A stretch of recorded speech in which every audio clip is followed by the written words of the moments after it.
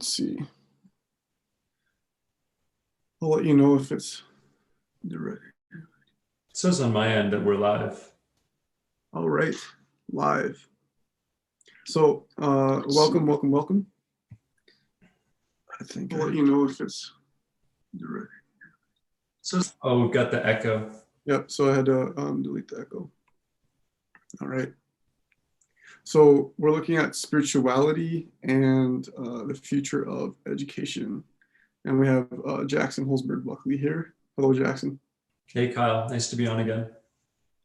Yeah, we've had, this is probably what, our like fifth or sixth conversation on YouTube together. Something like that. Sounds good. I'm excited to have another one. Yeah, what I'm thinking for this video is, since both of us are teachers, I'm in the public school and you're in a private school. I was thinking of using education as an example of like where the society is heading towards in terms of from a secular society to maybe of a more health or spiritual focused one. And specifically in schools, because like students, young people are the future leaders. You know, it's kind of a slogan, but it's true, is the future leaders of our society are in school. And so like, how do we focus on what we want our future to look like in terms of like, what do we actually teach the students, right? Because the way I see it is schools designed by adults, but it's intended for students, for young people. But the powers that be come from the adults, and so it's like an adult world, but they're trying to make this environment for young people to flourish. But what if the issues that society is going to be in or have in the future, what if we can't predict those right now? And instead of trying to have a school where you're building skills and values from how society is right now is a key issue, because we don't know what those values will be in the future. So how do you really prepare young people for a future that's, you don't really know what it's going to look like?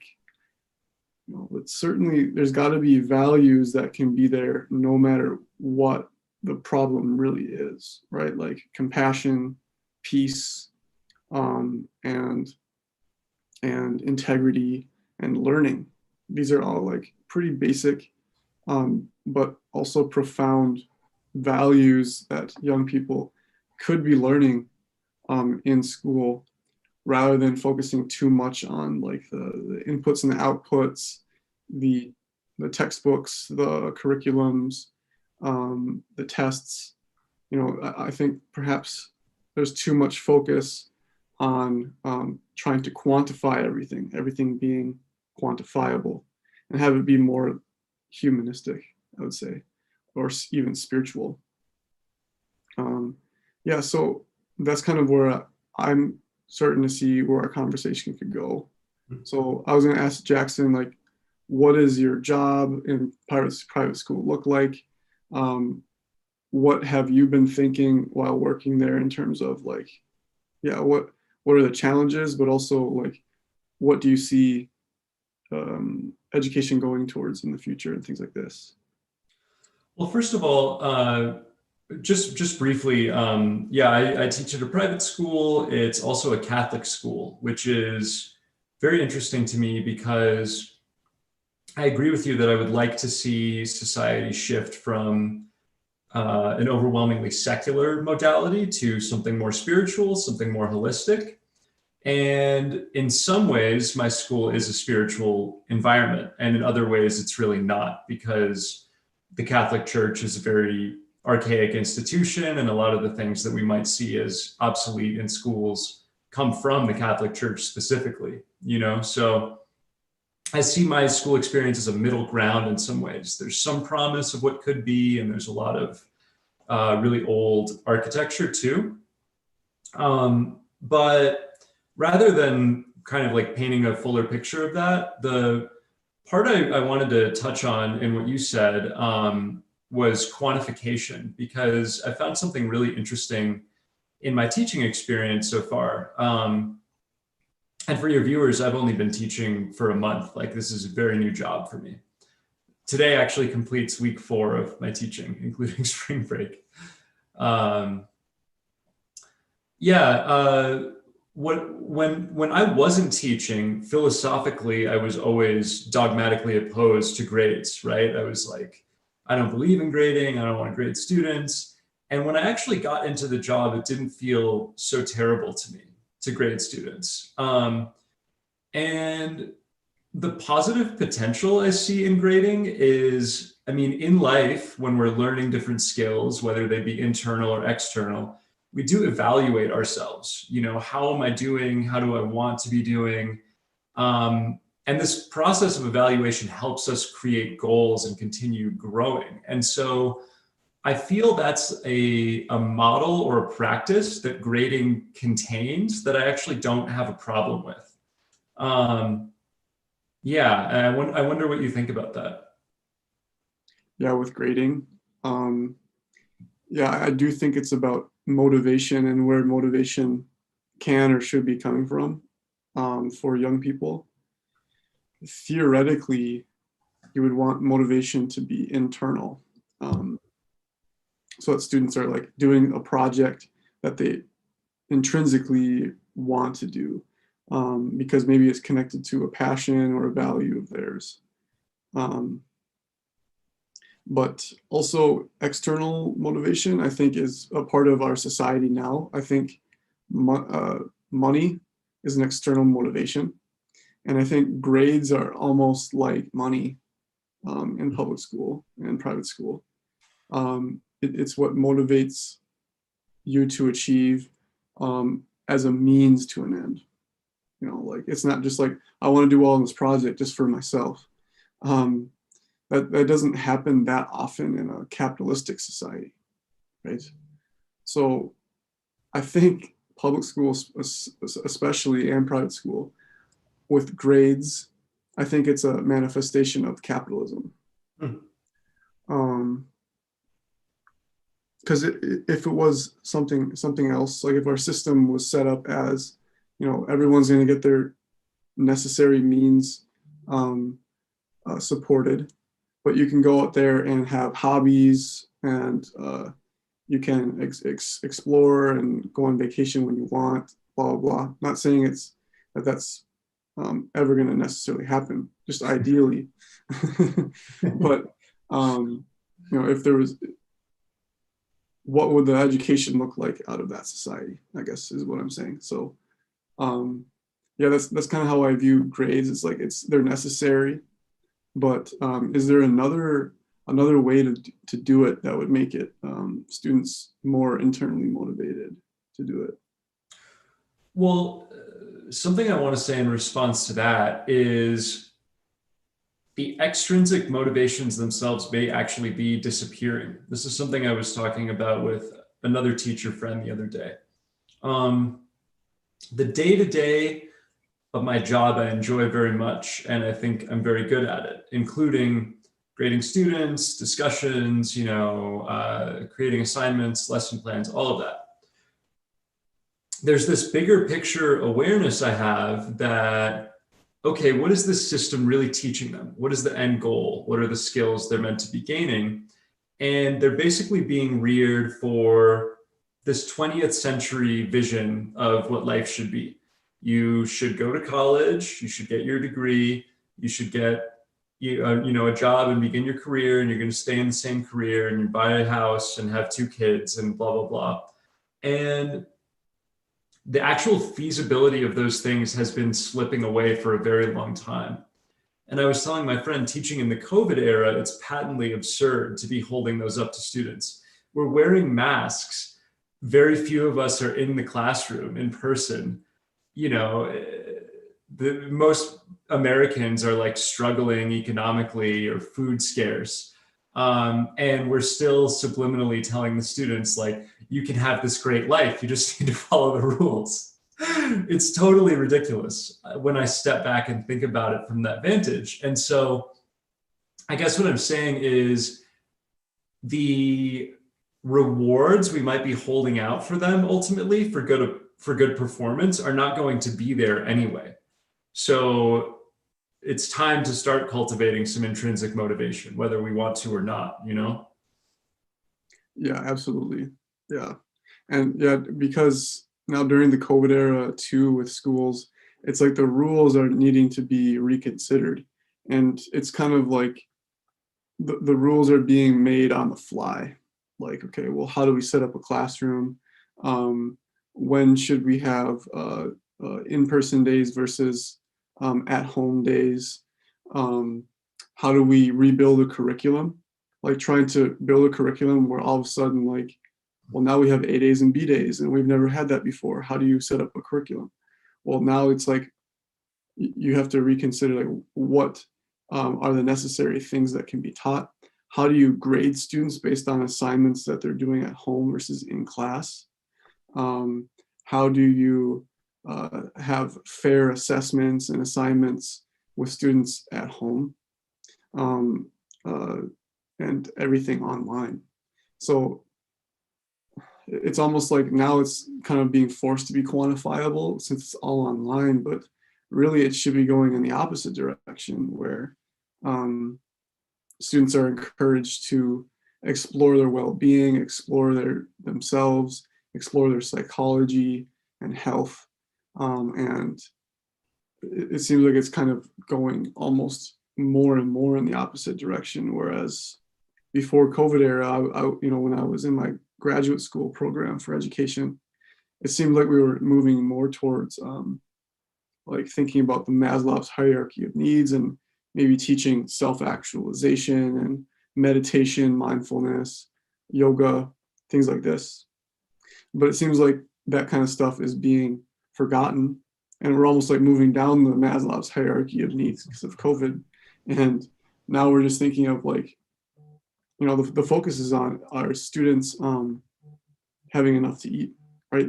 Like offering free breakfast and free lunch for every student, that's a bigger focus now, rather than like last year I wanted to have mindfulness club at school, but then COVID hit and like now there's no mindfulness club at all. So I want to see it go more towards that way in the future, like having classes based off of well-being. Yeah. Well, and it's difficult. You and I have talked about this offline, but I think being in this state or in these conditions of COVID for this long has created a desperation to return to normal. And so sometimes I mourn the COVID era as a lost opportunity. It feels like there was an opportunity to reconsider the kinds of big picture things we're talking about, and that instead just the length of time and the desperation have created this hunger for the model we had already, or like this intensification of the model we had already. I hear it so much at my school, people are very excited that next year students are going to be forced to be back in person. There's no more online option, but we're going to be doing the same old thing. And everyone is getting graded and taking tests and we're all going to college, And so, yeah, I don't know. I feel energetically, I feel the opportunity may have been lost. Yeah. Well, yeah. Do you think that students now should be like more encouraged to not go to college almost um, like during the COVID era, it seems like, college is moving online. It seems like maybe, professors maybe don't like their jobs as much as they did pre-COVID. I mean, the assumption is like COVID will end and everything will go back to normal, right? So then it's like, oh, well, colleges will still be in power. Universities are going to be the way to go in order to have a job in the future. But what if COVID actually has changed education forever Mm-hmm. and has changed the job market forever, where actually it's not about going and clocking in your time 9 to 5 after you get your bachelor's degree. What if it's actually about creating? Like, maybe you graduate from high school, but then you're encouraged, all right, what are you going to create in this world? What sort of vocation and dharma and purpose, life purpose, do you want to live? Yeah. Yeah, it's a parallel point to me to what I said earlier, like about the motivations themselves disappearing. I think COVID, it's a bit like a more dramatic version of 9/11 or the 2008 financial crash. It has introduced instability into things that were held up as stable. So, if you're a tenured professor at a university, you're going to do that for 40 years and that's your life. Well, now it seems very unstable.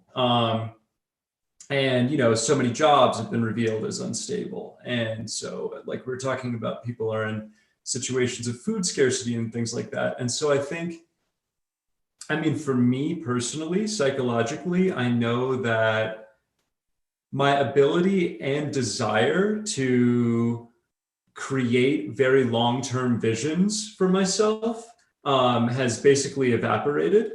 And so I imagine that has happened for many other people as well. I'm much more in the present by necessity because I no longer believe that a 5 or 10 year plan is very logical. I'm more concentrating on my next step. And so I think children coming up now are probably intuitively stepping into that consciousness, and I'm meeting them as a teacher. I'm going to be less concerned with which college are you going to and like, what are you interested in? What do you want to do? And just precipitating that. So yeah, I think the harrowing conditions of the world kind of create that consciousness. Yeah. Do you think with students actually learning more and more about technology, do you think that will give them the power to be self-sufficient, like work online in the future, but like be living their life purpose, be living their vocation, specifically in the era of climate change in the future, where the global problems might be things like agriculture, or really things that bring people back to their roots of like nature, farming, mindfulness, health, athleticism. Um, do you think these will give opportunities for young people to explore like their true nature and what they want to create, and a sense of life purpose, but like using technology for being self-sufficient? I do, but I see a shadow side to it, really prevalent right now, and that is the fantasy of becoming an influencer. That will happen for some students, for some people, but it's a very small percentage. And I think many students in school think that school is irrelevant to them because they're going to make a huge fortune on YouTube or whatever. And if our whole societal model changed in a way resonant with what you were talking about earlier, where people's basic needs were just supported, then students could pursue that creative energy through technology wherever it led them. But yeah, right now I see this fantastical shadow element of it, which is the like get rich quick scheme. And I don't feel like a harmonious life necessitates being rich in that way at all. So I see many young people still drawn to that fantasy. Yeah, yeah. And I wonder if actually the idea where it's okay to be normal, actually, rather than being always top in your class, encourage students, oh, you got to go Ivy League for college, or you have to be the top in your field. That has created a lot of perfectionism, stress, anxiety in those students who need to feel that they need to be a certain way, a certain image. Maybe the pressure is coming from their parents, teachers, or the media. But yeah, I'm wondering if instead being taught like, a simple life is beautiful. Being mindful is natural. Just making enough money to make ends meet is okay. Right. And on the weekends you can go camping, you can meditate, you can go for a run, you can start a new relationship, you can start a new hobby, you can learn a second language, like all of these beautiful things, rather than, okay, I have to become a doctor, I got to get my MD, I got to go to Ivy League, I got to work 80-hour weeks, I got to live in the suburbs. It's like, that's one way of living. That's Right. one way of living. Yeah. Hmm. Um, do you mind if I bring up like something you and I were talking about in a different conversation, but I think it's relevant here? Yeah, sounds good. Um, we were talking about how we've both been kind of losing motivation to do social media in the ways we traditionally had. And I'm thinking in this moment that maybe that's correlated to the loss of future vision that I was talking about earlier.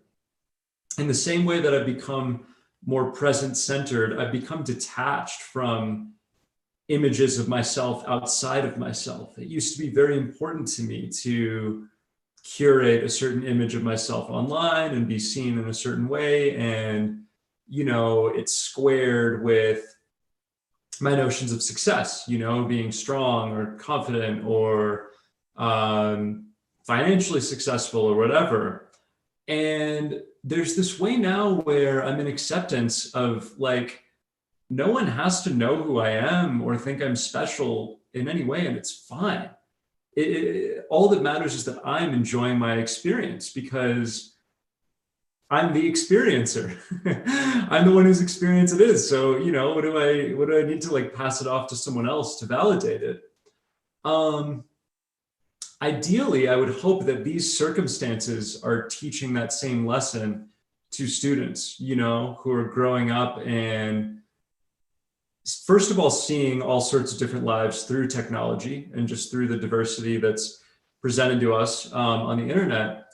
But second of all, seeing real people struggling through circumstances like this, and if we as educators can be like public to the degree that it's appropriate about our struggles and our feelings, and make ourselves human to students, I think it automatically communicates what you're talking about. Like it's okay to just be a person, And I can see this progress in myself because even when you mention the things like Ivy League and being a doctor and living in the suburbs, like they make me laugh at this point. It just seems so ridiculous. Whereas not that long ago, I wanted to be on that treadmill myself, So I think this interchange is maybe happening even without our doing any work around it. Yeah, because I think it's really cool to create a sense of like uniqueness in for yourself. Like maybe I don't actually want to be like everyone else. I don't want to have to try and succeed in this life in the way that like, you know, the American dream way of success.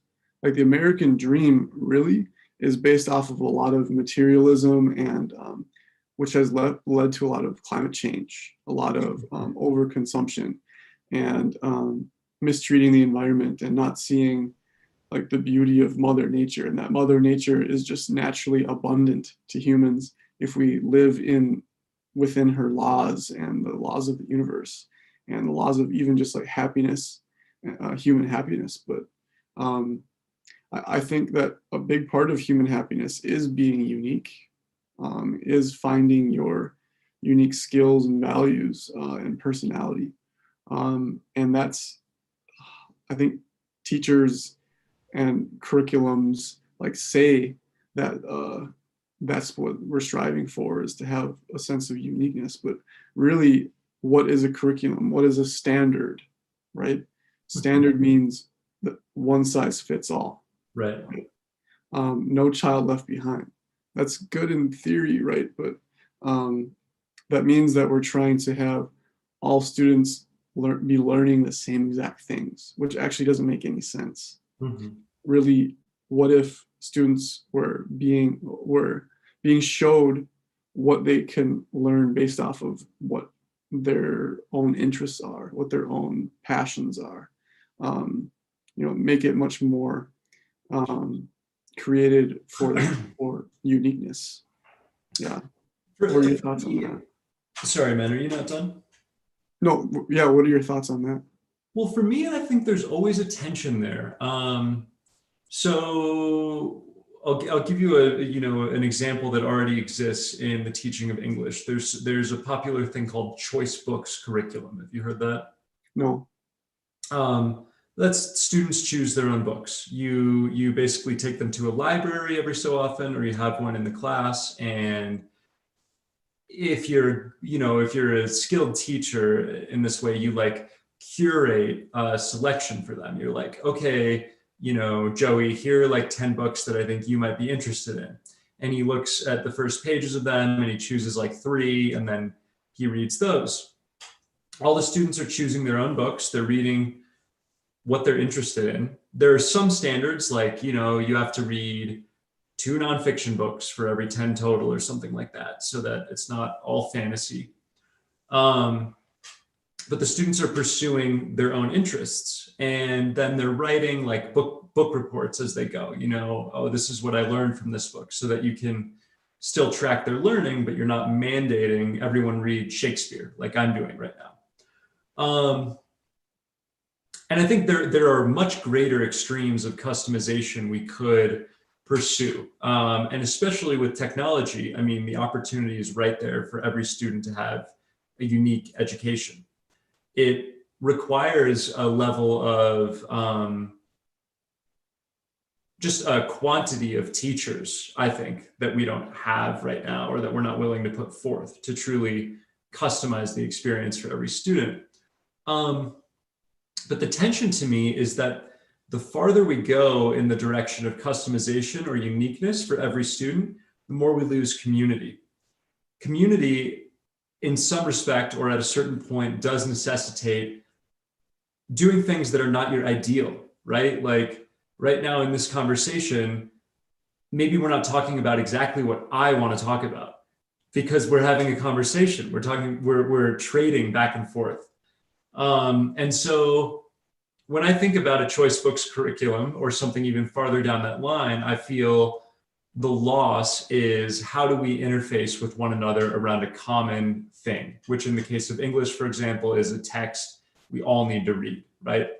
So that, I think, is the virtue of some standardization. And I just think we're always kind of in that tension. Yeah. I wonder what you think about that.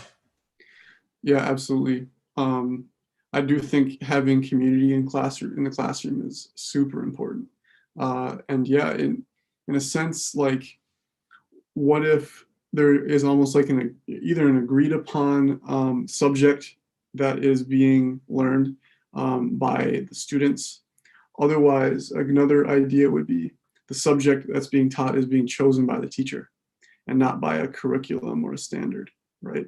Where like a teacher, like students are learning more about the world through like what a teacher is internally motivated to teach, rather than what they're just licensed to teach. Because what they're licensed to teach is, like, again, coming from that sense of one size fits all. But if teachers are very internally motivated what they're teaching, then I think students would sense much more of like a connection to the material, and the material will be like very applicable to everyday life, rather than just like a textbook that's 5 years old. Right. You know, like it could be, I mean, I know there's woodworking in school already, but like it could be whatever the teacher is interested in, or the students, coming up with like, well, what can we have a project of 5 students? And again, like classroom size, if it was reduced, if we had more teachers and a better teacher-student ratio, right, Mhm. there would be even more of a community feeling because you would sense the humanity of each individual rather than say, okay, I have a roster of 26 students. Here are their student ID numbers. Um, uh, just Like complete a five gulag. questions. Yeah, yeah, yeah. So making it much more actually community. Yeah. I this is just kind of an aside, but I was again talking with another of my teacher friends yesterday, and he teaches elementary school, and so he goes, "How many students do you have? You must have at least 20." And I said, "At least 20? How many students do you have?" He goes, 40. I said, "Dude, I have 75 students." You know, and that's not even many teachers have 100 students, you know, so just the impossibility of having a more than superficial touch with that many people in a finite amount of time, it's very apparent. I wanted to say on the earlier topic just about like more fluid curricula. Well, I want to say a couple things. First, yes, I think reducing class size is imperative to any genuine improvement of education. And related to that, I think improving teacher pay will increase the number of teachers because it will incentivize people to join the profession. So those are two huge things that are connected and to advocate for. Um, in terms of a more fluid curriculum, I think it necessitates, well, first of all, it requires eroding traditional boundaries among disciplines. So I've heard of some schools in the US that are experimenting with this, and there are some schools in the Nordic countries which are already doing it, where all teachers collaboratively teach all subjects. And in a sense, there is no English versus science or math.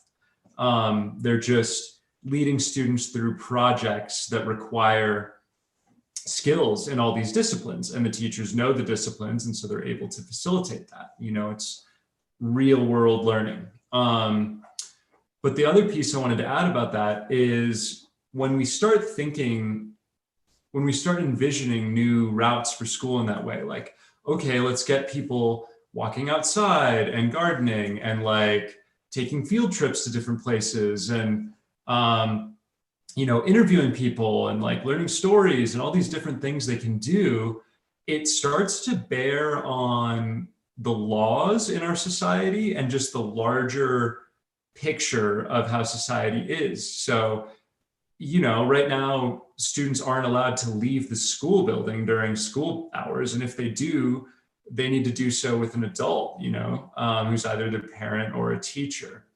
Um, we deem our society unsafe, and that has to do with people being, you know, materially scarce and desperate.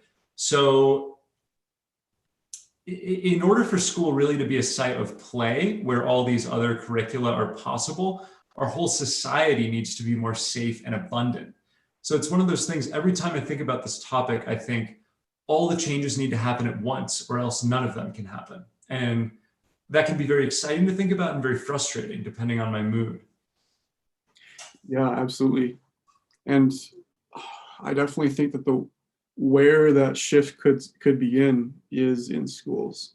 Like going from a society of unsafety to safety, or from like unlearned to not scholarly, but like wise as well.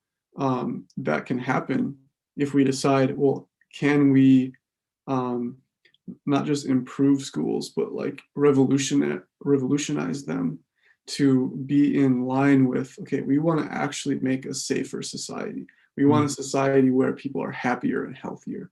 We want a society of less inequality, where power hungry people are those in power, rather than the people who have power are those who actually care about the masses. They care about the health of the earth. They care about um, human potential and self-actualization. Um, you know, these are the people that could become in power if we empower young people. Mm. If we truly see them as they're the future leaders of the world, rather than like, okay, we want to mold them into becoming workers in the society that exists right now. Well, COVID may have changed society forever, right? Right. We don't know if we're going to go back to normal. We don't know if we're going to still live in this industrial revolution that's still going on, by the way. Yeah. Like, well, what if the revolution is now the new earth, or the revolution is now sustainability, Mm. or mindfulness? Like, what if this is the world in which the young people are going to become leaders in? Mhm. Yeah. I just want to say, I just want to go back to, or kind of expand on the experience of actually being in school as a teacher, with respect to one of the things you just mentioned, because many of your viewers may not be. You and I share this profession and this day-to-day experience. You talked about young people being the future, being the leaders. I just want to say, if you're actually in a classroom with young people, would you remind me, Kyle, what age do you teach? 10th grade, so they're like 15 years old. So Kyle teaches 10th grade, I teach 8th grade. If you're actually in a classroom environment looking these young people in the eyes, it is unmissable how much potential and energy and beauty is there. I feel their love and their curiosity about the world and their creativity so strongly. And my greatest aim as a teacher is not to shut that down. And I purposefully put that in the negative, because I think for too many people, that's the effect of school, turning them into an adult who's dead inside. And I don't think there's anything I need to create in them. Rather, I think I need to not shut them down. So yeah, I just wanted to mention that when you're actually in a school, it is so obvious how much power is within each of those hearts and minds. Absolutely. Well, that's interesting because this semester I'm teaching psychology, and like two of the different psychological theories are, well, in our minds, are we born like blank slates where, we grow up in the society, we get socialized, we get taught from our teachers how to be, and we get conditioned to be a certain way and hold a job. Well, that's the old theory. That's, like you said, the 20th century theory. But now there's more evidence where actually our minds and our bodies are kind of innately ready to be extremely human, Hmm. and intelligent and creative. And Plato, all the way back to the Greeks, believed that actually learning is remembering. Like, it's in you, and you need to like be reminded of your soul's path, your passion, your life purpose. Because if you look at it from a spiritual lens, God or the universe put us here for a specific purpose. We're not blank slates. That's the danger of allowing materialistic science to have the last say on truth. Hmm. Because yes, it seems like if you look at the human body from only this perspective of biology, yeah, it seems like that the humanness can just be like reformed and built from scratch. And like, no, there's no such thing as ego or soul or personality. No, it's all like cells and neurons. That's the danger of going too extreme on the materialistic science. But if you see like, no, I am a soul who Hmm. has a body, but I can become purposeful in this life and live a life of joy and beauty. Well, and the light that I'm talking about seeing in each student is a soul. And I think it requires my spirituality in order to be able to see it. And in line with what you're saying, if I couldn't see it, then I would view my students as material to be molded. But instead, I view them as already turned on. And I just want to, I want to brighten their light even further. And that's kind of my mission as a teacher. What was I going to say a moment ago? Oh, just about materialism. I just want to note something funny I did in class. I just wanted to get the wheels turning a little bit. So we're reading Shakespeare, and there's some very archaic phrasing in there about the four humors. Do you know what that is? No.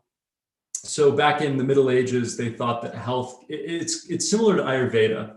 They thought that health came from a balance of these four elements called the four humors, which are phlegm, yellow bile, black bile, and I forget what the fourth one was. And if there was an imbalance, they needed to do bloodletting, or they needed to feed someone spicy food, or things like this. Um, and so we watched a video about the four humors, and then we had a discussion. And I said, that's what they thought about illness back then. Where do we think illness comes from now? And the students are kind of like, thinking about it. And I said, why are you wearing this mask on your face? And they said, well, because there are germs in the air. And I said, yeah, that's our theory right now. I said, we used to believe the earth was flat. We used to believe the earth was the center of the universe. We used to believe in the four humors. You think one day we might think this is ridiculous? Some kids are like, whoa. But just showing them that they are in a paradigm, everything you're being taught is contextual. I feel is a really profound kind of fire to start at this age, Yeah, absolutely. Yeah, because definitely like schools create a sense of culture, but especially public school, like it's dependent on how society sees itself, how society sees what school is supposed to be.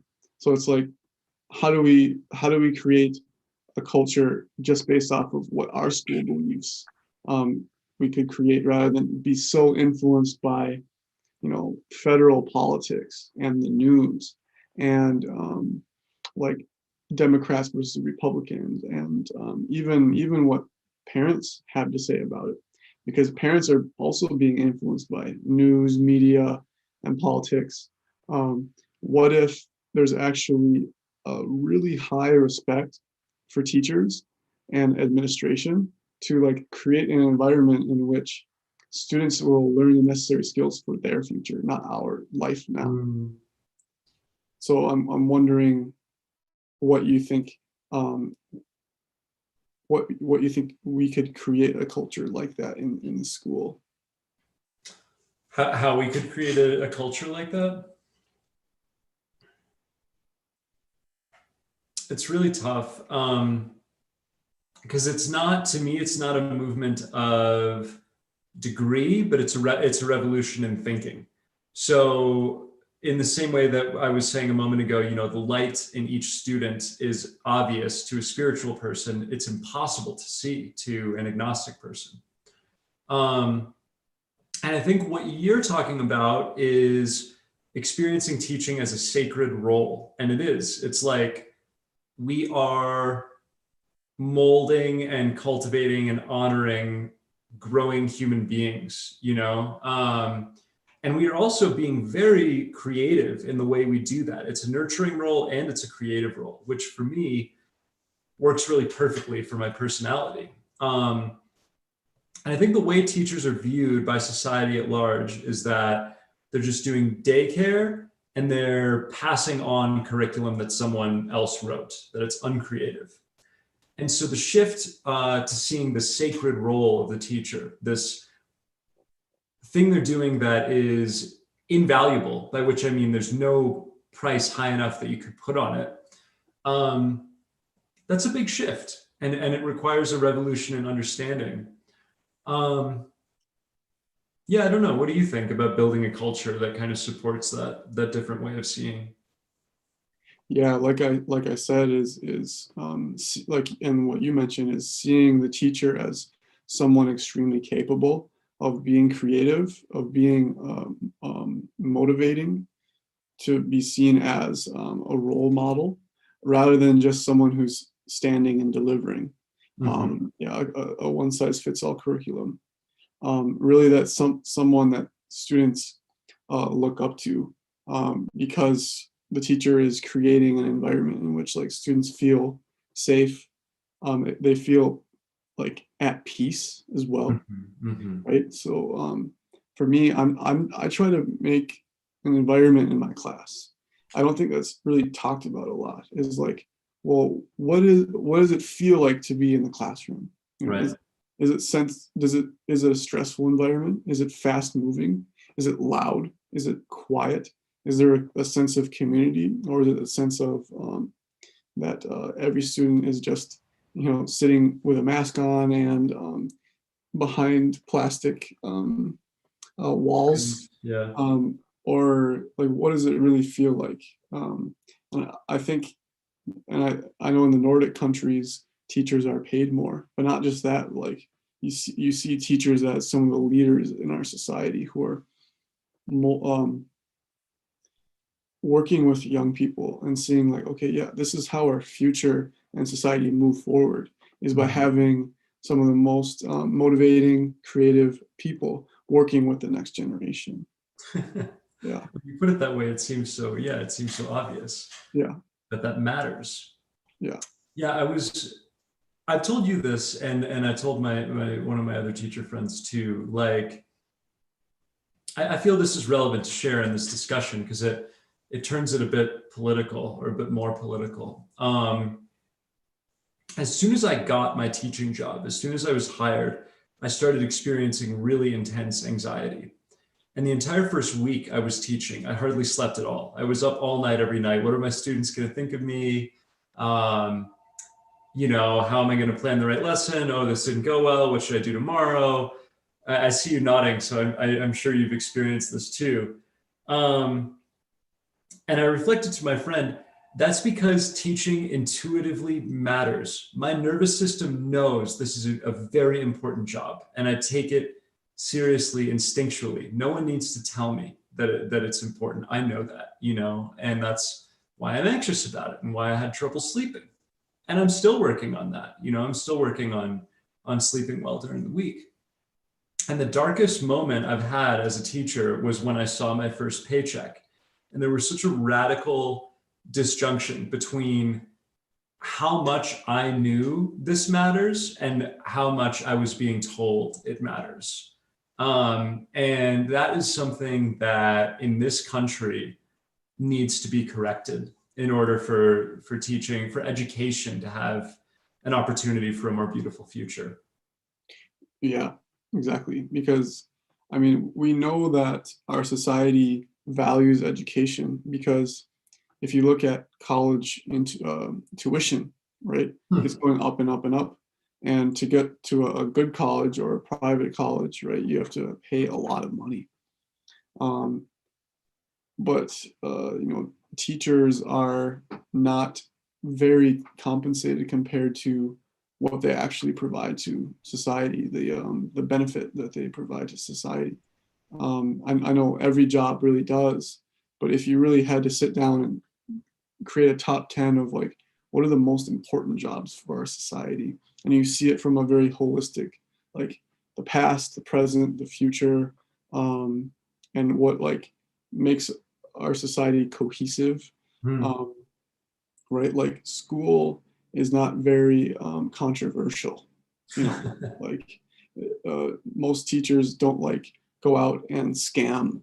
It's not like a lot of things in education. It's not a scam, like where you're taking money from people, which is the case in business. That can happen in business. That can happen in politics. Right. Um, that can happen in a lot of other professions. But like generally, people trust teachers, and but then their paycheck is quite a bit lower than some of these other jobs that you kind of question, like that are they an overall benefit to our society, but yet they're being compensated over 100 grand.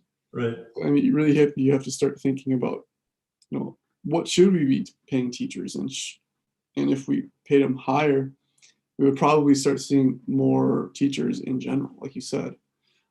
So just kind of making a societal decision, like, yes, we're going to invest in education and our future. It's a tough situation though, because impetus to invest in education comes from being well educated. And I don't mean that like I went to a private college. I mean it in a more holistic sense, knowing what matters, having an objective sense of value. When one becomes healthy enough and secure enough in oneself, there are certain things I know that they're not subjective. I'm not just making them up in my mind, but rather my heart and my mind are connecting to what is true outside of me, true with a much deeper basis.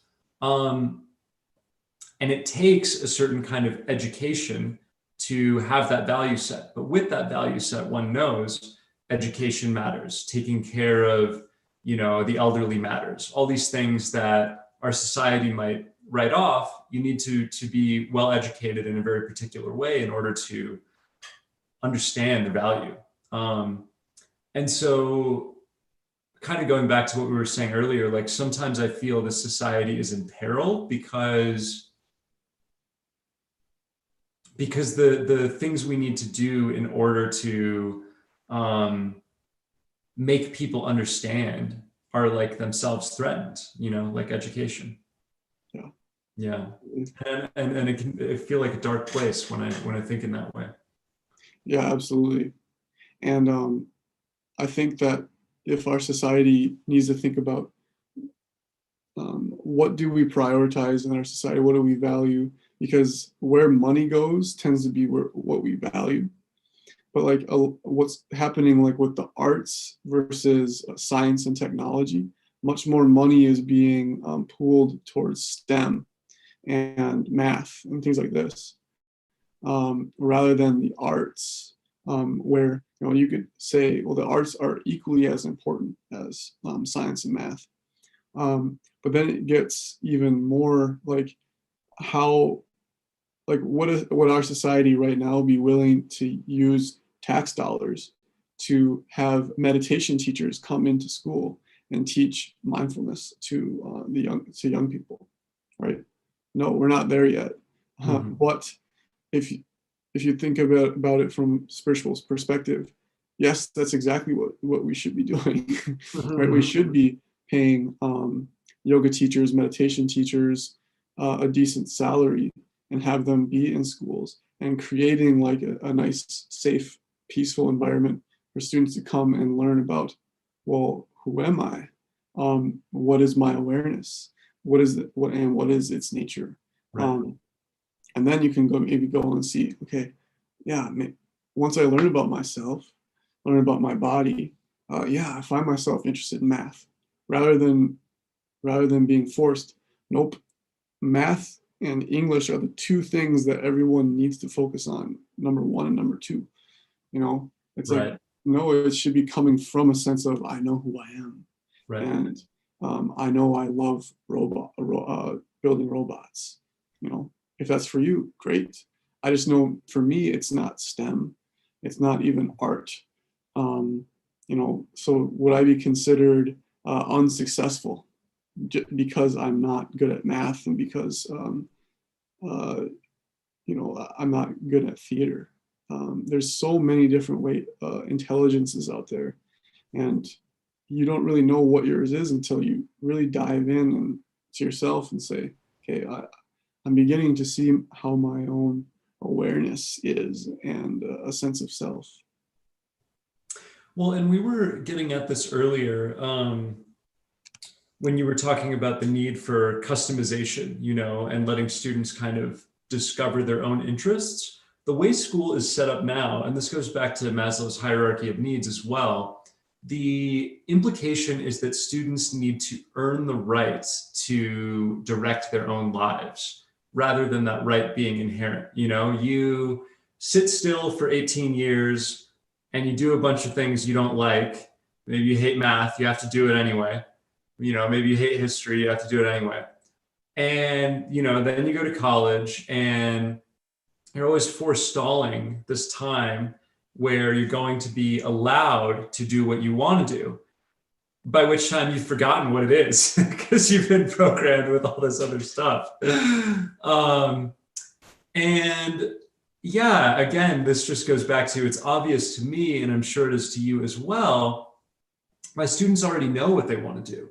And it's about making sure they don't lose that. I have students who are wonderful artists at 13 or 14 using, computer graphics, or one kid is like a rancher and has like ridden bulls at the rodeo, and all these just like amazing and unique things. They don't need to learn what they like. It's inherent. Yes. Um, yeah, and so I think they get that really much of the forcing of curriculum and of certain behaviors, like sit still, be quiet, it's really behavioral control that's being branded as self-discovery, right? I think they get that. Yeah. And I wonder if we had a more wide variety of adults in the school rather than just teachers as well. Mhm. You have people who are interested in food, psychology, um, theater, farming, just having people who would be like an assistant teacher, or someone who's just kind of in the classroom and is there to support. Um, yeah, just having more adults in the room, where students can interact with them as well. Yeah, and that goes back to teacher student ratio, but also like just having a wider variety of types of adults in the school environment. Yeah, what I hear is showing them different kinds of lives, because I don't know if this is true for you, but it's definitely true for me and most of my other teacher friends, that part of the reason I'm a teacher is school was nowhere near as painful or as difficult for me as it is for, I would say, the vast majority of students. I liked school, and students can sense that about teachers, like that we are nerds in the truest sense. We're there because that's what we like, and the majority of them don't. And so, yeah, just having other adults around who resemble the kinds of people most of them might want to be would automatically build more confidence. Rather than all the adults I'm seeing seem to love this environment and I can't stand it, something must be wrong with me. Yeah. Hmm. Yeah, another way of doing that is maybe having parents, a few parents here and there, maybe a parent volunteers to come in for a day, a Hmm. week. That's one theory. Or you just have like every day has a different like career. People in the military come and stuff like that, but like if you really have much more of like this a bridge between the school and outside and society. You have people constantly coming in and out of school. Um, the idea is that society is unsafe, right? So Right. like um, people who aren't accounted for are going to come in because they're carrying a gun and things like this. Um, if we saw school as much more of like an open place for the community to come to, um, and we don't have to like keep track of everybody.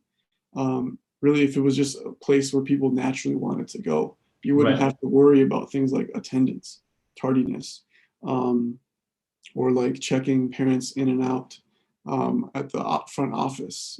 It would be much more of like this is a place to grow and learn, really. I've always seen it that way in the ideal.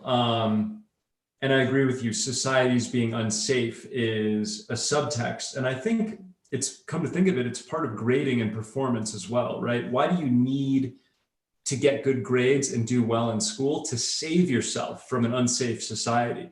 You need to, here's the path, this narrow path. You have to go to college and do all these other things, or else your life is going to be horrible.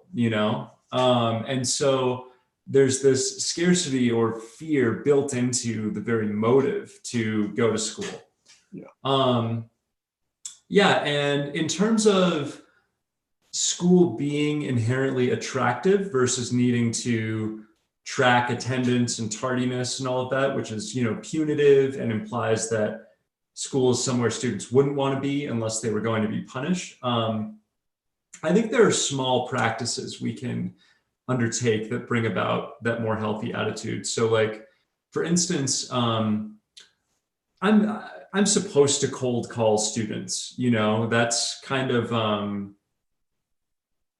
that's just common practice these days, and it's accepted as good practice that all students should be ready to answer at all times. I want students to answer who are interested in answering, and so if I have someone who's raising their hand again and again, and more quiet people are not getting the opportunity, I'll tell that person, hey, I want to take an answer from someone else, and we'll come back to you. Um, but I will let someone be silent for long periods of time because I want to make it seem fun enough to engage that they will break that silence, and safe enough to engage. I don't want them to be forced to engage, And so I think we can begin to inject that attitude into our environments, even if it's in very small ways. Yeah, I think it's super important for students to actually enjoy and come to your class and feel a connection to you and feel safe. I know that I've been in schools where I could just tell by the body language of students that like they didn't feel safe there, Mm. and that's really sad. And I don't want a society where young people feel unsafe. Mhm. Uh, I think that's in like we're talking about the hierarchy of needs. That's the basic one, Right. because the goal should be moving up towards self-actualization, and learning how to do that rather than all of the basics. Yeah. Well, I'm wanting to go to dinner soon, so I feel the need to get off. Yeah, that sounds good. Do you have any concluding thoughts? I think we covered a lot, but what do you think is the main thing that you'll get out of this conversation? Yeah, let me just go back through and see some of what stood out to me. A powerful point for me that came through me is that we can see students' capacity very, very evidently if we are actually in the classroom with them, and that the sacred role as teachers that we were talking about is nurturing and expanding that capacity rather than instilling anything in the students. Um, I think we agree that teachers are not valued as they should be, that their material value does not accord with their sacred value. Um, and we talked about safety in ways that were very interesting to me, that school needs to feel safe and society as a whole needs to feel safe. And from that, different motivations can arise. Intrinsic motivations versus extrinsic motivation, which is really about escaping something terrible. Yeah, and then we talked a bit about the impracticality of some of this, and my own fear, and I didn't hear this from you as much, that some of these opportunities may have been lost. Yeah, those are some of the big takeaways from the conversation for me. What about you? Yeah, just to keep it really basic, like I would want young people to know that like it's okay to be different and unique. Um, and like I try and create an environment in my class where like yes, I encourage those students who excel in getting 4.0 and want to go to an Ivy League or private school. That's great. I support them. I try to make it fun for them, but also I try to like connect with the students who might get D's and C's and F's in my class, but seem to be nice. They seem to have kind of unique interests and skills, and I try to connect with them as well, and just make it feel like everybody's welcome and accepted, rather than having it like, okay, are you a good student or are you a bad student? That's very old school, and yeah, I think seeing it from a new revolutionary lens, not in a sense of like danger to the system currently, but like, really how can we rethink school and make it connected to like truly a future where young people are truly ready to not just solve problems, but also like to create and create something beautiful in their lives as well. Hmm. Wonderfully said, man. Thanks.